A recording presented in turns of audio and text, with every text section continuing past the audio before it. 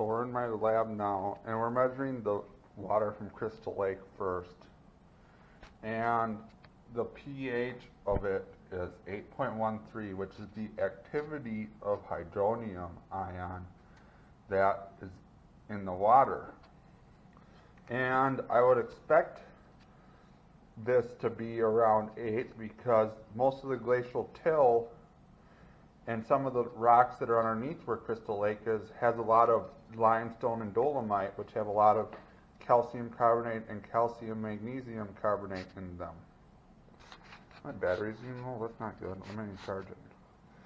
So we better measure the EC of this.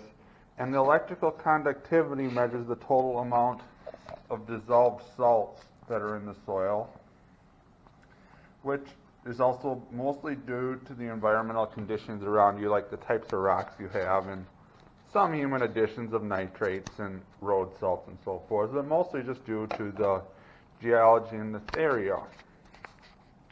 So we would expect this to have some dissolved salts, but not a lot of dissolved salts, because there's not a lot of highly dissolvable salts within the area where the Crystal Lake is. So we'll expect this. This is kind of low, actually. This is only 222.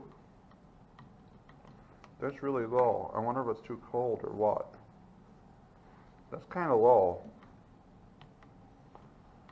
So this might not be fully saturated with bicarbonate. Who knows? We'll have to measure the amount of HCO3 minus in it, because most of the anions in this are bicarbonate and chloride and sulfate and a little bit of nitrate, and then there's some hydronium and calcium and magnesium, potassium and sodium, which are the cations, but most of them are probably calcium and magnesium because of the geology in this area. It's going up to 525. A lot of the water in Crystal Lake is actually probably from overland flow, so that would explain why it has a lower hydraulic conductivity. And I'm just going to leave this in here until it reaches a steady state. And this should mostly be a calcite-based water too. And it says the average values for streams is between 200 and 2,000, and ideal for aquatic life is between 200 and 1,000 microsiemens per centimeter. And we have this sample at 556 microsiemens per centimeter. So right in the ballpark that I guessed. So let's get the pH of this quick.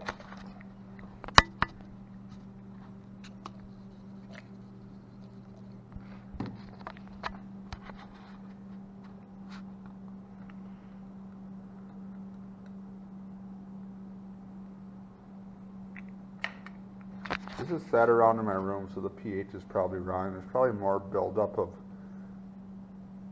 carbonate, of carbonic acid than if it was fresh. Probably if I go and collect another sample, it'll probably have a pH of 8, because it should have a pH of 8.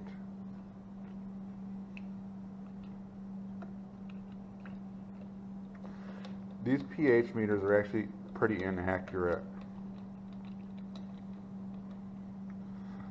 Like, you'll measure a soil that has 200 milligrams per liter of bicarbonate in it, and it'll say the pH is like 6.8, when it actually should be like 8.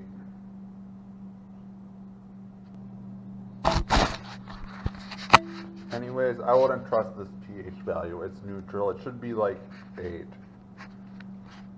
Because it should be a calcite-based water, and it shouldn't be what I'm measuring. I might need to collect another sample to measure the pH, but the electrical conductivity is probably correct or in the range.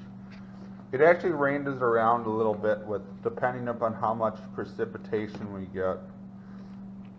Because when the water is lower, the electrical conductivity is generally slightly higher, but when the water goes up and there's more dilution of the water from rainwater, which has low electrical conductivity, it's lower. So that will be the winner of the giveaway. And I think the pH meter is not reading right.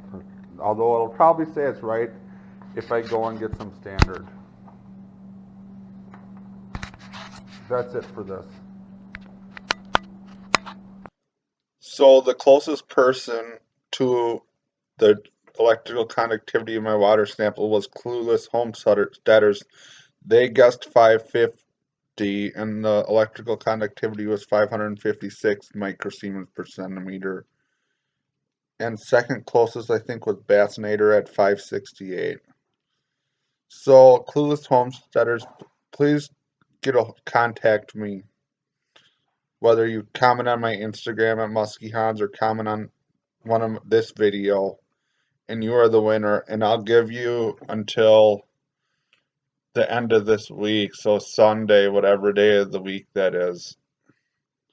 So I'll give you until this Sunday to contact me, and then I'll choose the second closest person. Thanks for watching.